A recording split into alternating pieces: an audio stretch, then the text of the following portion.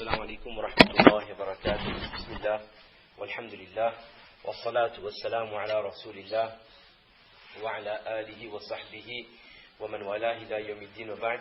سبحانك لا علم لنا إلا ما علمتنا إنك أنت العليم الحكيم. رب زدنا علما يا كريم، رب زدنا علما يا كريم، رب زدنا علما يا كريم.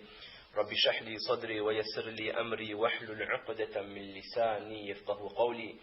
Mes chers frères en islam, mes chères sœurs en islam, nous remercions Allah subhanahu wa ta'ala qui nous donne la possibilité dans cette année 2010 de jeûner, d'être présent, de répondre présent parmi les musulmans et les musulmanes du monde entier pendant ce mois béni de Ramadan. Il dit dans cette version: لو يعلم الناس ما لهم في شهر رمضان لتمنوا أن تكون السنة كلها رمضان. Si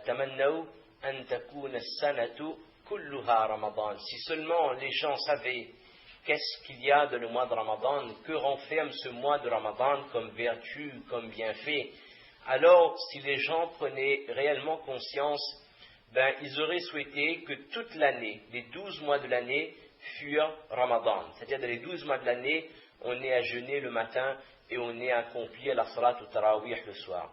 Parce que mes chères sœurs en islam, dans ce mois de Ramadan, il y a quelque chose de magnifique, il y a quelque chose de spécial, il y a quelque chose d'unique qu'on ne retrouvera jamais dans les autres mois, dans les autres périodes de l'année. Pourtant, on est d'accord que c'est un ibadat, c'est un acte d'adoration qui est éprouvant. Jeûner, ce n'est pas facile, il faut se réveiller tôt le matin pour le suhour, on mange, et puis on s'abstient de manger, on s'abstient de boire. Quand on est marié, on ne peut pas approcher son mari, on ne peut pas approcher son épouse, jusqu'au coucher du soleil. Le soir, il y a la salat al-tarawih qui est long, qui est éprouvant. Ce ne sont pas les choses les plus faciles à accomplir. Mais malgré ça, malgré ces difficultés, si nous savions quelles sont les choses qu'il y a, je ne dirais pas les choses cachées, mais les choses qu'Allah a promis à travers ce mois de Ramadan, on aurait souhaité endurer ces difficultés-là toute l'année pour avoir ces bénéfices, pour avoir ces récompenses au jour de Qiyamah. Une fois, il y avait un bédouin qui a demandé: Ya Rasulallah, dullani ala amalin idha amiltuhu dakhaltul jannah. Ô prophète d'Allah, montre-moi une action. Si je l'accomplis, garantis-moi que je pourrai accéder au paradis. Et là, le prophète alayhi salatu wassalam lui a cité quelques actions. Et parmi ces actions, notre prophète a cité Sawm Ramadan, le jeûne du Ramadan. Ça veut dire que jeûner le Ramadan, déjà, on comprend bien, c'est une condition impérative pour entrer, pour accéder au paradis. À la fin de l'islam, dans les dernières années, pas de l'islam, mais dans les dernières années de la prophétie, du vécu du prophète alayhi salatu wassalam, lors du pèlerinage d'adieu, le Hajjat al-Wada', notre prophète alayhi salatu wassalam s'adresse à 120 000 sahaba à peu près, et là de ce dernier sermon, ce dernier discours qui est célèbre, le prophète sallam dit: Ittaqullaha, craignez Allah, wa sallu khamsakum, et priez, faites vos 5 prières quotidiennes, wa sumu shahrakum. Immédiatement après l'adoration d'Allah, la crainte d'Allah, notre prophète rappelle aux 120 000 sahaba, c'est pas n'importe qui, c'est que des sahaba, notre prophète les rappelle: n'oubliez pas vos 5 prières et n'oubliez pas de jeûner tout le mois de Ramadan, tous les ans. Rawahu Tirmidhi. Nous comprenons que même à la fin de sa vie, le prophète alayhi salatu wassalam donnait l'importance sur ce pilier de l'islam qui est le Ramadan. Abu Umama, radiyallahu anhu, il demanda une fois au prophète alayhi salatu wassalam: Ayyul amali afdal, au prophète d'Allah, quelle est la meilleure action que je peux accomplir? Qala alayka bis-sawm. Le prophète alayhi salatu wassalam répondu: je te conseille de jeûner. Fa innahu la idla la. Il n'y a rien qui est égal au jeûne. Le prophète précise bien que rien n'est équivalent au jeûne. Il n'y a pas un ibadat, un acte d'adoration qui est égal au jeûne, tellement, mes chers sœurs, le jeûne apporte des bénédictions aux musulmans, apporte des vertus, des récompenses aux croyants et à la croyante. Alors, c'est quoi exactement ces vertus qu'il y a de Ramadan? On ne va pas trop insister là-dessus.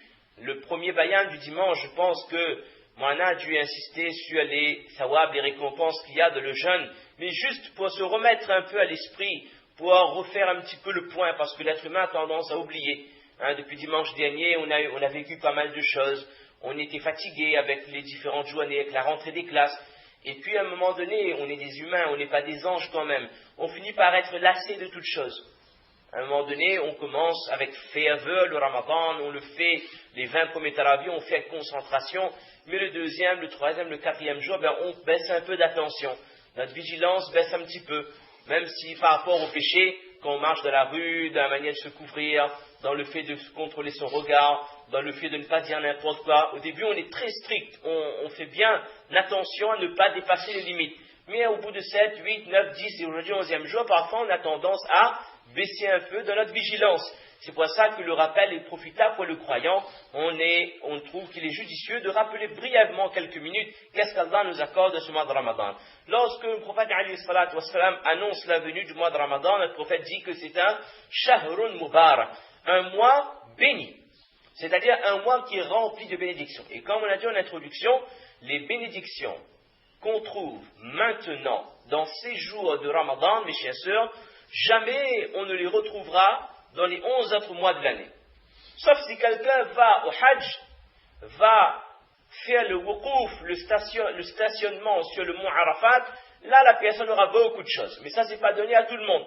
Tandis que Ramadan, il nous vient et il concerne tous les musulmans qui répondent présents. Le prophète alayhi salatu wassalam rajoute tuftahu fihi abwabul jinan. Les portes du paradis sont grandes ouvertes. Toutes les portes du paradis sont ouvertes durant ce mois de Ramadan et également wa tughlaqu fihi abwabul jahim. Les portes de l'enfer sont fermées. Et ça, c'est exceptionnel, c'est unique durant ce mois de Ramadan. Wa tughallu fihi shayatin. Et ça aussi, c'est exceptionnel. Le jour de Arafat, Shaitan ne peut pas nous atteindre. Mais ça, c'est pour qui ça? C'est pour les hajis. Et ce sont ceux qui sont à Arafat. Mais là, c'est pour tous les musulmans. Shaitan est emprisonné. Ça veut dire quoi? Ça veut dire qu'en plus qu'Allah va nous, entre guillemets, booster dans les récompenses, va nous donner beaucoup de sawab. Allah Ta'ala fait en sorte qu'on ne pourra pas être induit en erreur. Shaitan ne pourra pas nous faire succomber aux tentations parce que Shaitan lui-même, le vrai, le Iblis, le chef, lui, il est emprisonné, il ne pourra pas avoir une pression, une emprise sur nous. Yurashikumullahu fihi birrahma. Allah nous couvre de bénédictions de rahma. Wa yughfaru fihi al-khataya. Et Allah pardonne les péchés. Et c'est vraiment le mois du pardon. Allah pardonne. Mais pardonne comme jamais dans toute l'année, il y a un tel degré de maghfirat. Allah pardonne au moindre musulman qui lève ses mains sincèrement, qui demande pardon à Allah Azza wa Jal. Wa yastajibu fihi ad-du'a. Les doigts sont acceptés de manière massive durant le mois de Ramadan. Quand on se réveille pour le sihri, quand on va rompre le jeûne, Allah Azza wa Jal, pensez-vous qu'Allah va refuser le doigt de ce jeûneur qui sort d'une journée de travail, qui a faim, qui a soif, il est fatigué, il a chaud, là il va se rendre à la masjid, ou alors si c'est une dame, il va se rendre sur son tapis de prière, elle va faire des doigts avant de rompre son jeûne. Comment est-ce qu'Allah Azza wa Jal peut refuser le doigt d'une telle personne? Alors qu'en temps normal, Allah Azza wa Jal a promis wa qala Rabbukum ud'uni astajib lakum. Allah dit à ses serviteurs, demandez-moi. Et Allah Ta'ala il promet d'accepter. Maintenant, quand on est en état de jeûne, on s'est soumis totalement à Allah Azza wa Jal. Parce que le grand message du Ramadan, c'est ça. Je me soumets à Allah. J'ai faim, j'ai soif, j'aime mon épouse, ou si je suis une femme, j'aime mon mari. Mais toutes ces pulsions qui sont humaines, je vais les emprisonner, je vais les canaliser, je vais les contrôler pour Allah Azza wa Jal. J'aime faire tel péché, mais durant ce mois, je vais faire encore plus d'efforts pour écraser mon nafs, pour casser Shaitan, pour résister et pour obéir à Allah Azza wa Jal. Ce musulman, cette musulmane qui a fait cet effort durant toute la journée, il va lever ses mains, assurément Allah qui est Arhamur Rahimin, Allah qui est le plus clément, le plus miséricordieux, Allah va accepter ces invocations qui viennent d'un cœur qui a été soumis à lui durant toute la journée. Et notre prophète continue, Inna al-jannah la tuzakhraf wa tunajjad min al-hawli ila al-hawli li dukhuli Ramadan. Le paradis s'embellit. Même dans le akhirat, dans l'au-delà, il y a des choses qui se mettent en place. Il y a un mécanisme qui est en train de se créer. Lorsque le mois de Ramadan arrive, le paradis change d'aspect. Le paradis devient de plus en plus beau pour pouvoir accueillir ces jeûneurs. Notre prophète nous rappelle que le jeûneur voit toutes ces actions augmenter.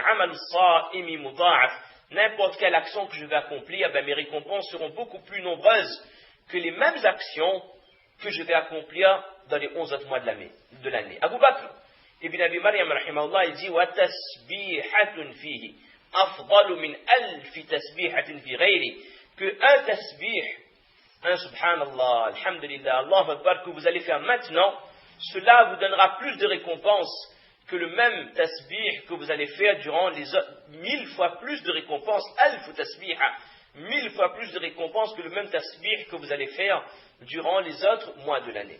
Dans certaines sources, il est même rapporté que lorsque le jeûneur dort, même son sommeil, c'est considéré comme un ibad. Quand je me réveille pour le sihri, j'ai des anges qui sont présents et qui envoient des salutations. J'ai des anges qui sont là et ils font deux choses pour moi. Moi, je suis en train de faire quoi, moi? Moi, je suis en train de manger. Je suis en train de remplir mon estomac, je suis en train de prendre des forces, et j'ai raison de le faire, c'est une sunna à ne pas abandonner, et alors que je ne fais rien de spécial. Même si je n'ai pas fait tahajjud, même si je ne suis pas en train de faire dua, je ne suis pas en train de pleurer dans les invocations, mais les anges ils sont tellement contents de voir des gens qui sont réveillés pour mettre en pratique cette sunnat qui est le suhour, le sehri. Les anges ils font deux actions. Un, ils envoient des salutations pour nous, c'est-à-dire ils font des doigts pour nous. Et deuxièmement, les anges les anges demandent pardon pour ce sehri, pour ce monsieur, cette dame qui se réveille pour le sehri. Imaginez mes chers frères, mes chères sœurs, un ange c'est une créature qui ne désobéit jamais à Allah Azza wa Jal. Comment pensez-vous qu'Allah peut refuser le doua d'un ange? Et en plus, cet ange qui est là dans le mois de Ramadan, dans le dernier tiers de la nuit où les doigts sont acceptés, et là les anges concentrent le doua pour nous qui sommes réveillés pour prendre le sihri. Assurément, mes chers frères, mes chères sœurs, on est en train d'emmagasiner une quantité de thawab. Ça, c'est exceptionnel. C'est vraiment une preuve qu'Allah Azza wa Jal aime les musulmans. Et Allah fait tout pour nous rapprocher de lui. Et lorsque je romps mon jeûne, lorsque le jeûneur casse son carême, il va rompre son jeûne, il a au moins un dua qui sera accepté. Et comme on le rappelait dernièrement, pour les messieurs le soir, qui sait parmi nous qui n'a pas de problème dans sa vie? Qui sait parmi nous qui n'a pas besoin de l'aide d'Allah Azza wa Jal, que ce soit pour ses études, que ce soit pour son travail, ou alors j'ai besoin de me marier, je ne trouve pas une femme, ou si c'est une fille, je ne trouve pas le mari qu'il faut, ou alors je suis à la recherche d'un travail, ou je suis marié, je ne peux pas avoir d'enfants, ou j'ai des enfants qui sont malades, ou j'ai des problèmes financiers, ou j'ai des tels soucis avec mon épouse, etc., etc., n'importe quel être humain de ce monde a au moins un problème. Si quelqu'un n'a aucun problème, c'est grave. Ça veut dire qu'Allah ne l'a pas éprouvé. Et si Allah ne nous éprouve pas, c'est dangereux. Là. Ça veut dire qu'Allah nous laisse vivre sur la vie comme un long fleuve tranquille. Et lorsque Allah va nous reprendre, ben là on va goûter cash les péchés qu'on a accomplis. Tandis que les épreuves nous permettent d'effacer ces péchés. Ça c'est un autre point. Donc, chacun parmi nous a besoin de voir au moins quelques invocations exaucées. Et c'est le moment. Durant ces 10 ou 11 iftars qu'on a déjà fait, ben c'est à chaque fois on prenait du temps, 5, 10, 15 minutes pour faire des doigts, avant de rompre notre jeûne, ben on sait qu'au moins il y a un doigt tous les jours qui sera accepté. Maintenant, 30 jours de Ramadan, on aura au moins 30 invocations qui seront exaucées de la part d'Allah. Mais ça c'est énorme ça mes chers frères, mes chères sœurs. C'est exceptionnel.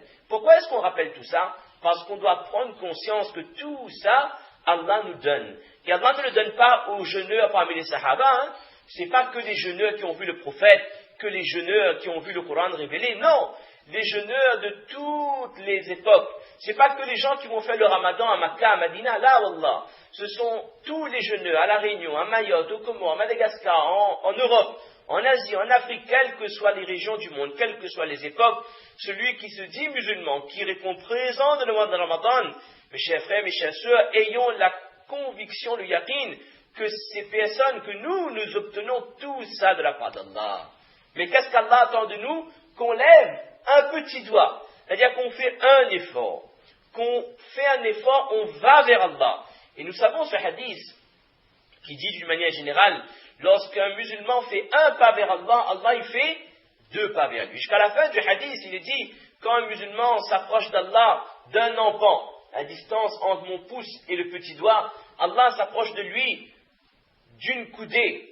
Et lorsqu'un musulman s'approche d'Allah, on pourrait dire ça c'est une métaphore en marchant, Allah vient vers lui en courant. C'est-à-dire, Allah attend que le musulman fait un effort.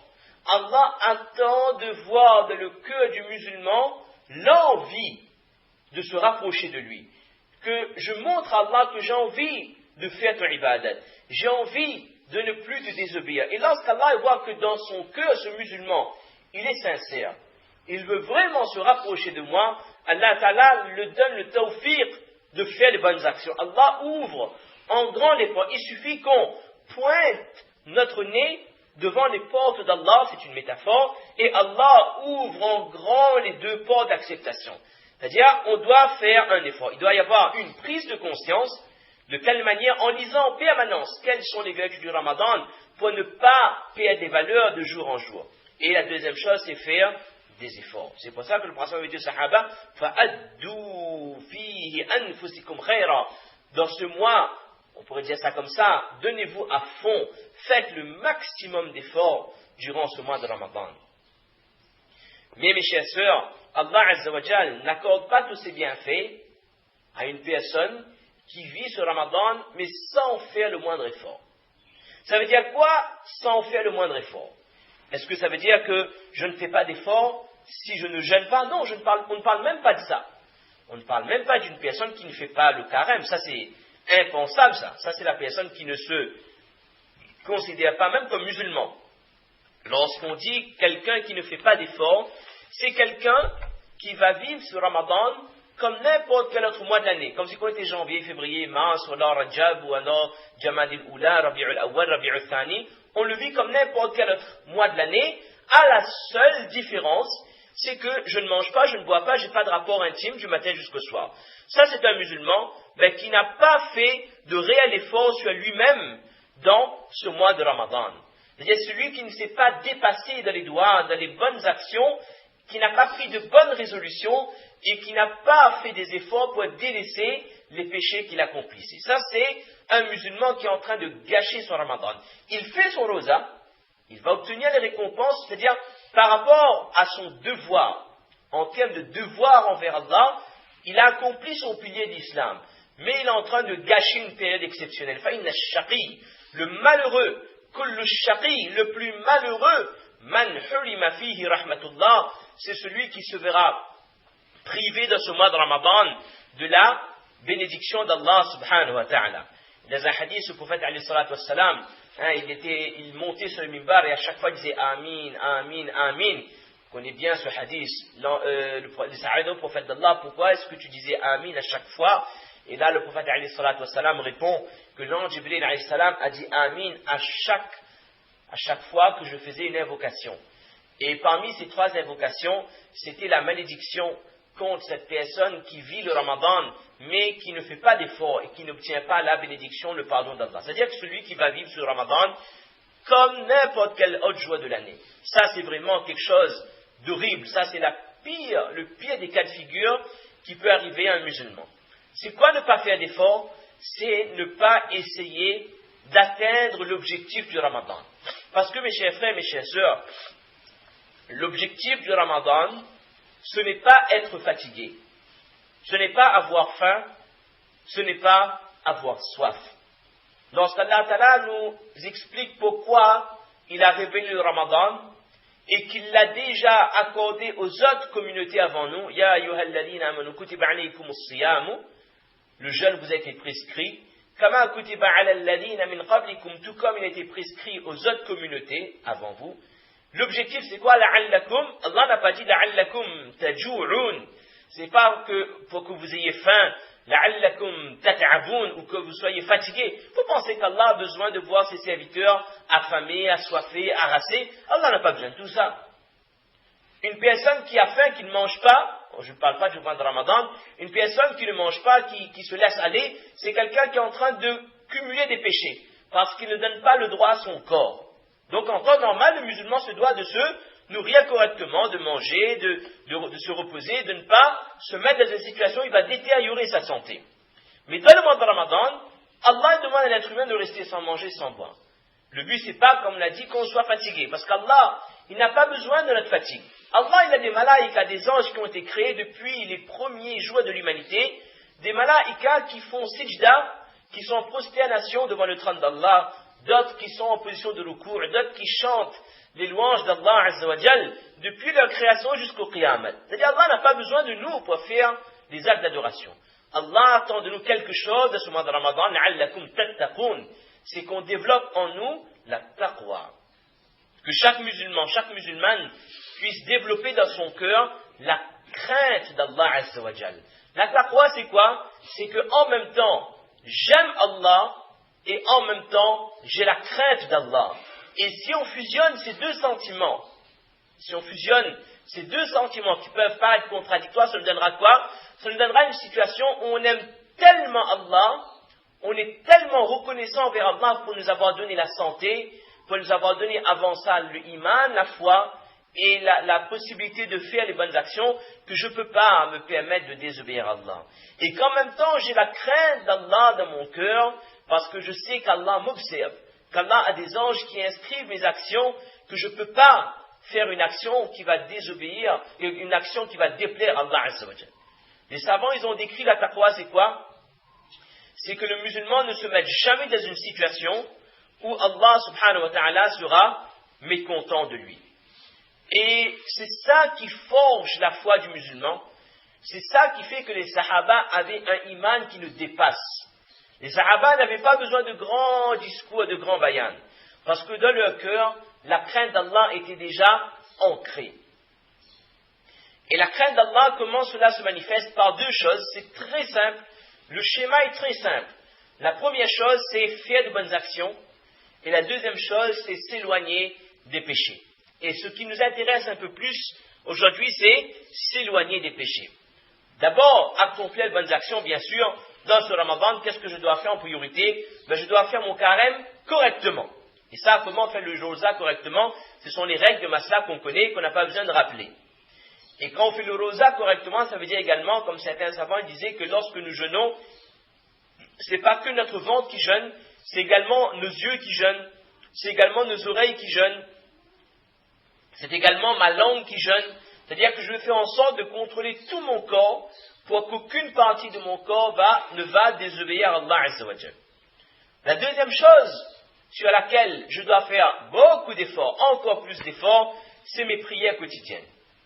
Impensable, inimaginable qu'un musulman puisse se permettre de négliger une salade pendant le mois de Ramadan. Durant toute l'année, je ne peux pas me le permettre.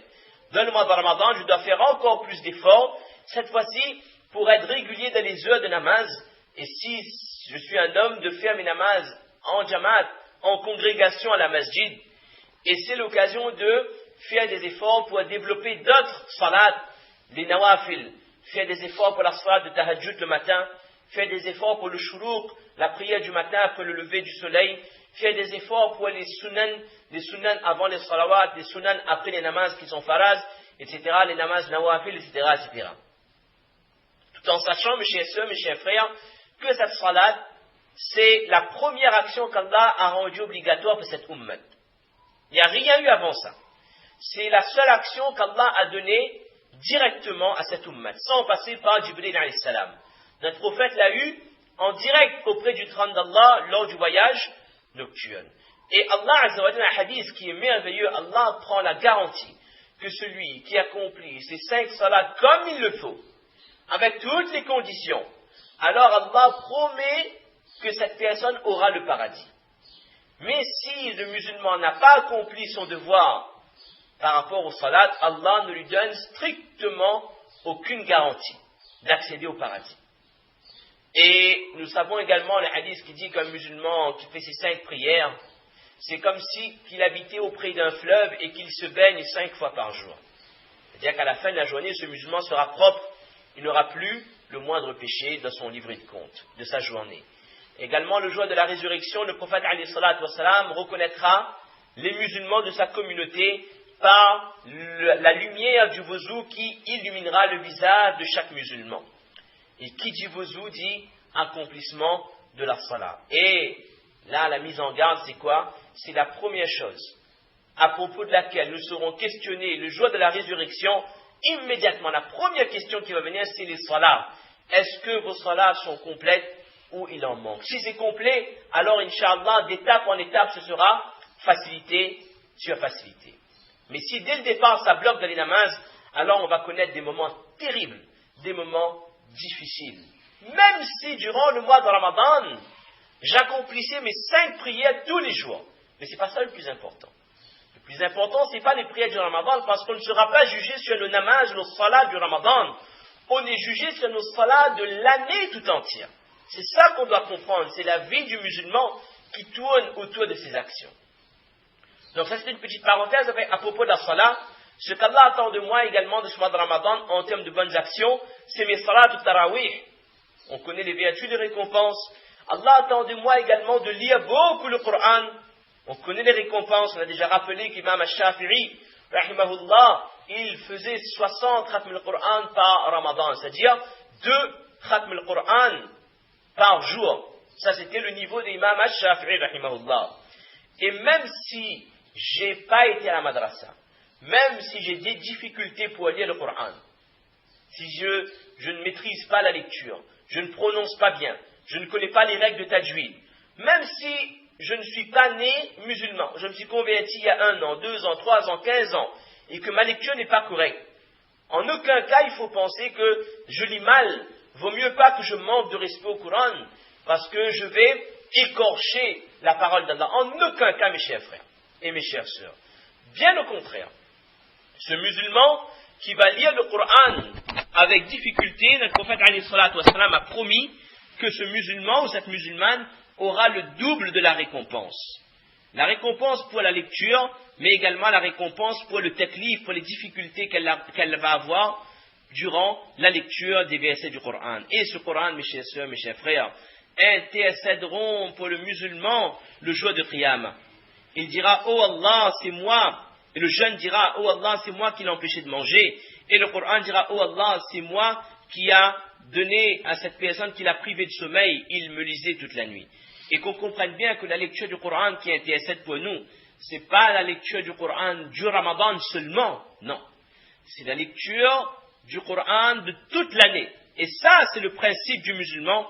Les actions, je les fais plus maintenant, mais je les fais également toute l'année, tout le temps. Ce qu'Allah attend de moi également, c'est de donner la sadaqa, donner dans le chemin d'Allah, aider les gens qui n'ont pas les moyens. Et la meilleure sadaqa qu'on peut faire de ce mois de Ramadan, c'est quoi? C'est de donner à manger aux gens, donner à manger aux jeûneurs, inviter les gens chez vous, ouvrez vos portes pour que les gens puissent manger. Ça, c'est une action toute l'année qui est appréciée par Allah. Mais là, plus encore, ça nous donne la même récompense que le carême de l'autre personne. Cela se greffe à notre livret de bonnes actions. Ça, ce sont quelques actions qu'Allah attend de nous spécialement durant ce mois de Ramadan. Maintenant, beaucoup de gens peuvent faire ce qu'on vient de dire. D'une manière générale, 70 à 80%, voire plus, de musulmans et de musulmanes, ils font toutes les actions durant le mois de Ramadan. Tout le monde se réveille pour Sihri, presque tout le monde fait tahajjud, presque tout le monde fait fajr, on lit le Coran, on fait le ishraq, on se repose un petit peu. Dans la journée, on ne mange pas, on ne boit pas, bien sûr, on fait le namaz à l'heure, etc. On lit le Coran, on donne la sadaqa, on agit correctement avec les gens. Tout le monde le fait, alhamdulillah. Mais l'autre moitié qui va constituer ma taqwa, ça c'est beaucoup plus difficile. Et c'est ça qui nous intéresse plus, c'est abandonner les péchés. Tarkul haram. J'avais envoyé un message à quelques amis ce matin pour qu'elles préviennent leur soeur, leur mère qu'il y a un programme ce matin à Saint-Clotilde qui aura pour thème pourquoi cette année je décide d'abandonner les péchés. J'avais envoyé ce message sur Facebook. Il y a une personne qui me répond, c'est pas un jeune, c'est un père de famille de 3 enfants. Il me répond, dit Mohamed, vous êtes utopique. C'est-à-dire que vous êtes en train de rêver. On ne pourra jamais abandonner les péchés parce qu'on n'est pas des anges. Donc il ne faut pas fixer la barre trop haut. Au contraire, on demande à Allah l'humilité, la sincérité, etc. Et il ne faut pas être hypocrite. Je suis entièrement d'accord. On ne peut pas être utopique à un tel point que je dis que je vais devenir un musulman qui ne fait plus aucun péché. Si on peut, c'est possible. On peut devenir comme les Sahaba. D'accord? Mais certainement, on ne pourra pas vivre sans faire de péché. Parce que c'est dans notre nature. Mais mes chers frères, mes chères sœurs, si ce n'est pas dès maintenant qu'on essaie de prendre des résolutions pour analyser qu'est-ce qui bloque dans ma vie, qu'est-ce qui pose problème dans ma vie, c'est quoi mon problème à moi? qu'est-ce qui fait que je ne me rapproche pas d'Allah Azza wa Jal?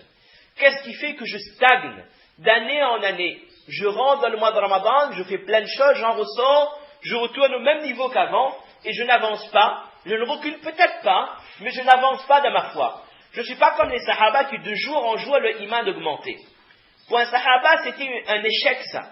C'était une défaite si le lendemain, il n'avait pas un iman supérieur à ce jour. Si de jour en jour, de mois en mois, ils ne voyaient pas leur foi augmenter, pour les Sahaba, c'était un échec. Mais nous stagnons, et c'est ça le grand danger.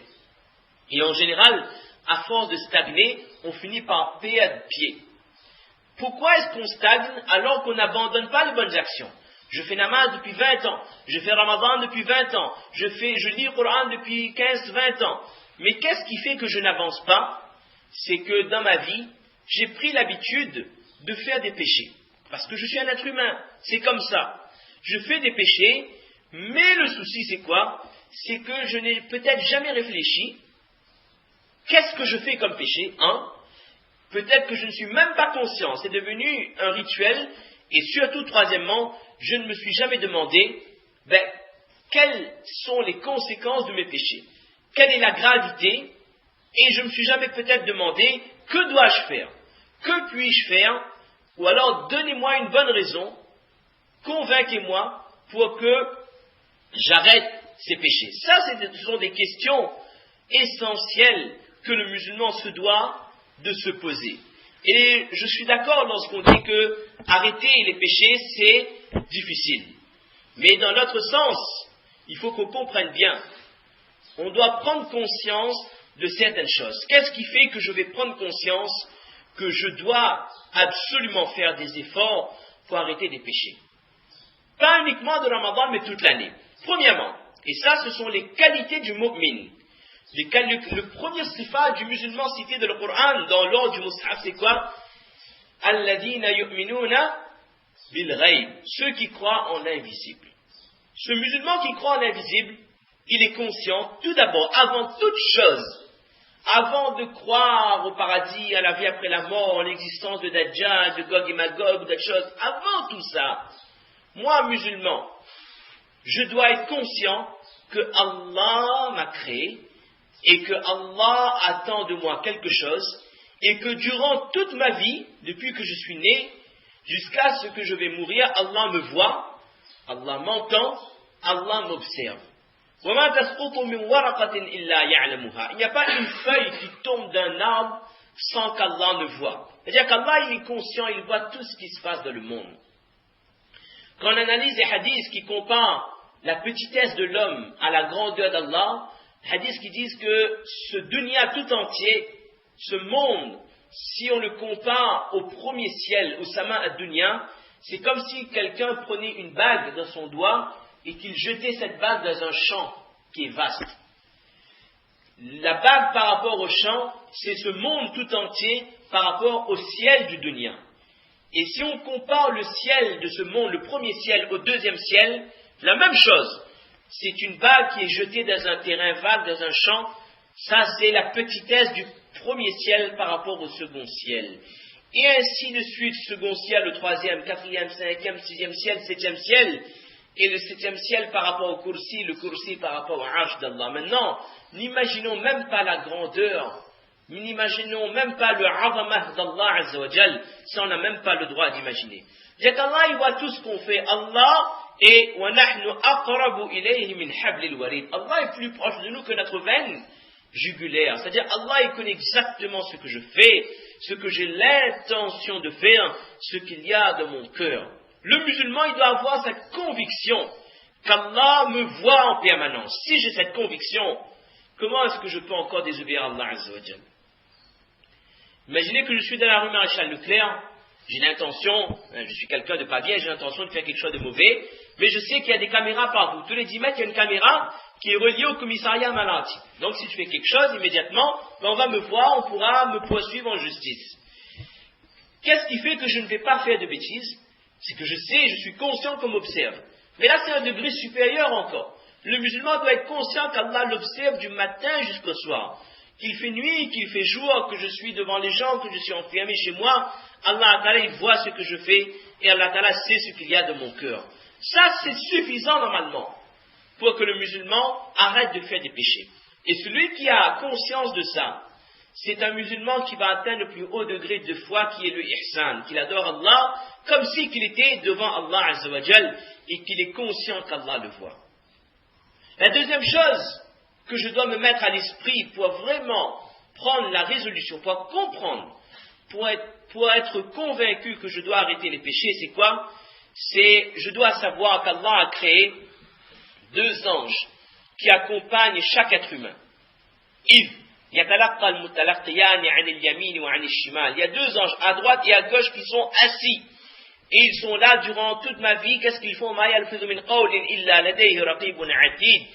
Chaque parole que je prononce ou chaque action que je vais faire, ces anges-là, ils sont là et ils vont inscrire ces actions bonnes ou mauvaises. Kiraman katibin qui sont là et qui savent et qui inscrivent chaque fait, chaque geste, chaque parole que je vais prononcer ou accomplir. Le prophète avait dit également qu'il y a, en plus de ces anges-là, un autre groupe d'anges qui se relaient du matin jusqu'au soir et qui se rendent auprès d'Allah Azza wa Jal, qui informent Allah: oh Allah, ton serviteur le matin il faisait ça. L'autre groupe d'anges dit: oh Allah, ton serviteur le soir il faisait telle action bonne ou mauvaise. Et Allah n'a pas besoin de ces anges, Allah il nous voit. Mais ça, ce sont des créatures qu'Allah a envoyées pour organiser le dunya et pour qu'on prenne conscience que nos actions sont observées par les makhlouqat, par les anges également. Maintenant, le musulman, il doit se dire que je ne peux pas me permettre qu'Allah, il voit mes actions et il constate que je ne suis pas réveillé Fajr ce matin. Ou qu'aujourd'hui, je me suis habillé d'une manière que mes cheveux étaient découverts par une femme. Ou que pour un homme, mon pantalon, par exemple, descendait au-dessous de ma cheville. Ou qu'aujourd'hui, j'ai manqué de respect envers mes parents. Ou qu'aujourd'hui, j'ai manqué de respect envers mon épouse. Ou qu'aujourd'hui, je n'ai pas accompli mon devoir de mari ou de voisin, etc., etc. Le musulman ne peut pas se permettre qu'Allah Azza wa Jal prenne, qu'Allah Ta'ala, il voit mes actions, qu'aujourd'hui Allah, il voit que je fais tel péché ou que j'ai négligé telle bonne action. Je ne peux pas me le permettre, mes chers frères. Ça fait partie des qualités du musulman, le iman bil ghaib. Dans certaines choses, il est même dit que chaque pas que le musulman va faire, les anges, ils savent, ils inscrivent Mada qasada bi khairan aw sharran. Quand je quitte chez moi, quand je sors de chez moi, je fais un pas. Et Allah, il demande aux anges d'inscrire. Est-ce que ce pas a été fait pour une bonne action ou pour une mauvaise action? Si c'est pour quelque chose de neutre, c'est quelque chose de neutre. Mais si c'est pour aller à la masjid de la madrasa ou un lieu où on va obéir Allah, alhamdulillah. Mais si c'est un pas qu'on fait dans un chemin où je désobéis Allah, ou alors un pas que je fais et dans la rue et que je suis habillé contrairement aux ordres d'Allah. En tant que femme, je sors de chez moi, je laisse par exemple mes cheveux au vent, ou je laisse mes avant-bras découverts, ou je laisse mes jambes découvertes. C'est-à-dire que je ne me conforme pas aux ordres d'Allah Azza wa Jal concernant mon habillement. Ça, c'est un exemple.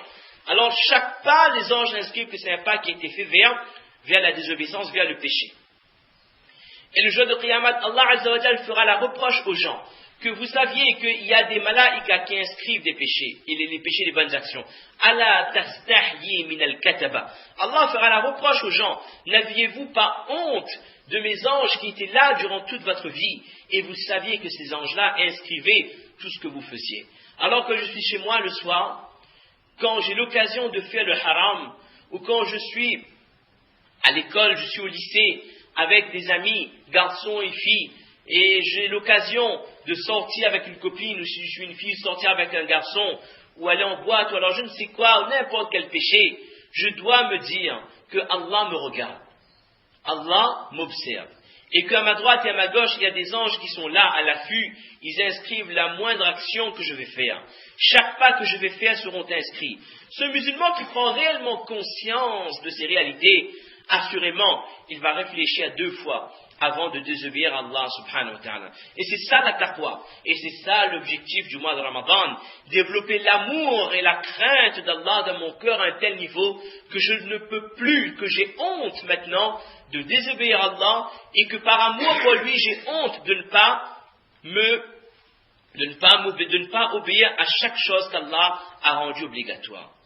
Et le musulman doit graver ça dans son cerveau. Ce hadith, yurfa'u ilayhi 'amalu al-layl qabla an-nahar wa 'amalu an-nahari qabla al-layl. Les actions sont présentées auprès d'Allah, les actions du soir sont présentées auprès d'Allah avant le lever du soleil.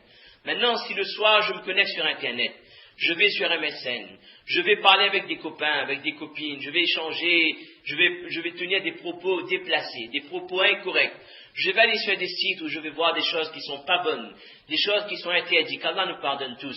Il faut savoir que le matin, avant le matin, Allah Azza wa Jal, il sait en permanence, mais les anges auront déjà présenté ces péchés, qu'Allah nous protège, nous pardonne. Et si le matin je fais tel péché, avant le coucher du soleil, Allah Ta'ala a déjà le compte rendu des péchés que Mohammed, que Ishaq, que Abdullah, que Fatima, que Aïcha a pu accomplir durant la journée. C'est cette prise de conscience que je dois avoir dans mon cœur et qui me permettra d'arrêter ces péchés, mes chers frères. C'est pour ça que je reviens sur la parole de ce jeune frère qui m'a dit, Moulana, vous êtes utopique. Non, on n'est pas utopique. Tout est possible. Tout est accessible. On peut arrêter les péchés. Mais il faut, premièrement, le vouloir. Et deuxièmement, il faut vivre avec conscience. C'est pas je vis ma vie comme tout le monde. Non, je suis pas tout le monde. Je suis un musulman. Je suis le seul qui est sur le droit chemin, le sirat al-mustaqim. C'est que pour les ahlul iman. C'est uniquement pour ceux qui adorent Allah et qui disent que Mohammed est le prophète d'Allah. Uniquement ces gens-là, ils ont cette conscience. Donc nous sommes tous capables de vivre en faisant le minimum de péchés. Maintenant on les oublie. Allah Akbar. Allah yarhamur rahimin. Allah est Ghafurur Rahim. Allah il pardonne, les oublie. Mais gardez conscience et points dans mon esprit pour que dans les situations où Shaitan me dit fais telle chose, je prends conscience, je dis non, je ne peux pas faire. Pour telle raison. Et quand Shaitan me dit ne te réveille pas, Fadja, tu es fatigué, tu as un examen demain, couche-toi, par exemple, les namaz isha, ou fais pas la salat, je me dis non, je ne peux pas manquer une obligation parce que Allah m'observe et Allah me voit. Et même si on va réfléchir plus par rapport à la logique.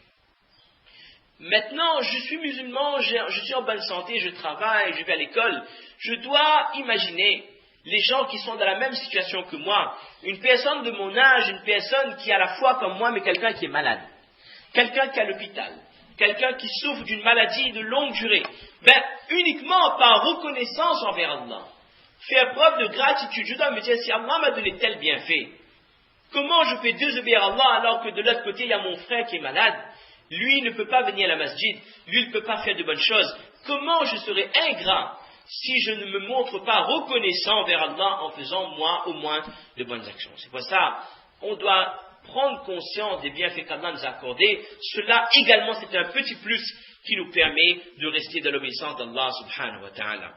Et mes chères sœurs, mes chers frères, nous sommes des gens intelligents. Et si vraiment nous sommes intelligents et nous avons le iman dans notre cœur, nous devons comprendre que lorsqu'Allah Ta'ala dit dans le Coran kullu nafsin dha'iqatul maut, que chaque âme va goûter à la mort. Je dois être conscient que lorsque l'étape viendra, lorsque le moment viendra où je vais mettre le premier pied dans le monde de l'au-delà, alors tout va changer.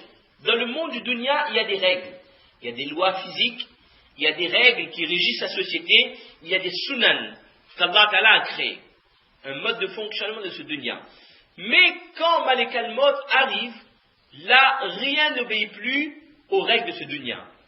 Quand je suis dans l'agonie, je vois des anges qui viennent avant l'ange de la mort. Ils viennent, ils préparent la venue de l'ange de la mort. Ça peut être des anges de la bénédiction de Rahma, ou alors des anges du Adab, les anges de la malédiction, en fonction de mon degré de iman. Et ensuite, Malik al-Maut se présentera à moi sous un aspect accueillant, ou alors un aspect effrayant en fonction de mon iman. C'est ce genre de choses, je les vois. Et j'observe les anges qui sont près de moi. Mon papa, ma maman, mon épouse, mes enfants, ils sont à côté de moi, et ils croient que je les regarde. Ils disent Dada, dis la ilaha illallah, etc., etc. Et ils ne nous quittent pas maintenant. Ils sont en train de nous parler, ils croient qu'on les regarde, mais on n'est pas en train de les regarder. On est en train de regarder les majlis, les assemblées des anges qui sont là pour préparer la reprise de ce rouh, la reprise de cette âme après 90 ans, ou 20 ans, ou 30 ans. C'est-à-dire là, on a mis le pied dans le monde de On ne dit pas de vie réelle, dans le monde de l'invisible, de l'Alam ou le rêve. Là c'est plus pareil. Là. Ce que je vois, mon voisin à côté de moi ne voit pas. Ce que j'entends, lui n'entend pas. Ce que je ressens, lui ne ressent pas. C'est la frontière qu'il y a entre les deux mondes. Le monde du visible et le